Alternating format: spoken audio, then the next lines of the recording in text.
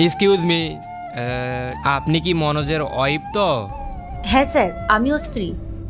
আচ্ছা, মনোজ কোথায়? ও তো টিফিন করতে গেল, আসতে একটু দেরি হবে। আপনি কে?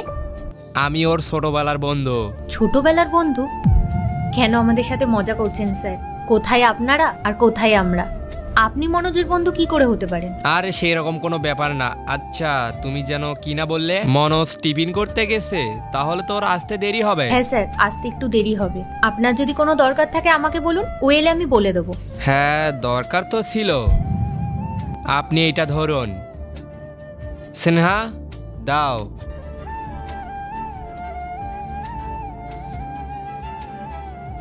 আপনি এই ফুলটা আর টাকাগুলো ওকে দিয়ে দিবেন। না না স্যার, এটা আপনি কি করছেন? আপনি এতগুলো টাকা আমাকে কেন দিচ্ছেন? মনোজ যদি এসে আমাকে জিজ্ঞাসা করে তাহলে আমি ওকে কি বলবো? আরে আপনি অত চিন্তা করিয়েন না।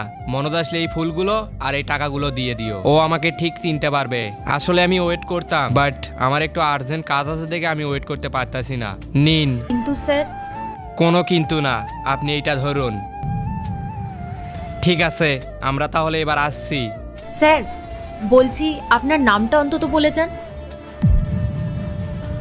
না, নাম আমি বলতে পারবো না। আমি এটা দেখতে চাই যে আমার ছোটবেলার বন্ধু আমাকে মনে রেখেছে কিনা। আর হ্যাঁ, ও যদি আমাকে চিনতে পারে তাহলে এই কার্ডটা ওকে দিয়ে দিবেন আর বলবেন আমি ওর সাথে দেখা করতে চাই। ঠিক আছে স্যার। হ্যাঁ, চলো। পূজা, এরপর কি হলো সেইটা দেখার আগে তুমি যদি মাকে মন থেকে ভালোবাসো, ভিডিওতে লাইক করে চ্যানেলটি সাবস্ক্রাইব করে দাও। আর যদি না ভালোবেসে থাকো তাহলে লাইক সাবস্ক্রাইব করার দরকার নেই, আর কমেন্টে লিখে যাও মা।